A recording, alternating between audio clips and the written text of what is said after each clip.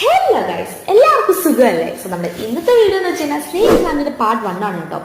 Snake plant വെച്ചാൽ indoor plant ആണ്. And അതിന്റെ മെയിൻ ഹൈലൈറ്റ് എന്ന് പറഞ്ഞാൽ അതിന്റെ ലീവ്സ് തന്നെയാണ്. ലീവ്സ് എന്ന് പറയുമ്പോൾ ഭയങ്കര ഷോർട്ട് ഷേപ്പ് ലീവ്സ് ആണ് നമ്മുടെ സ്നേക്ക് പ്ലാന്റ് ഉള്ളത്. എന്ന് വെച്ച് കഴിഞ്ഞാൽ നമ്മുടെ പണ്ടത്തെ രാജാക്കന്മാരുടെയൊക്കെ വാള് കണ്ടിട്ടില്ലേ, ആ ഒരു ലുക്കാണ് സ്നേക്ക് പ്ലാന്റിന്റെ ലീവ്സിനുള്ളത്.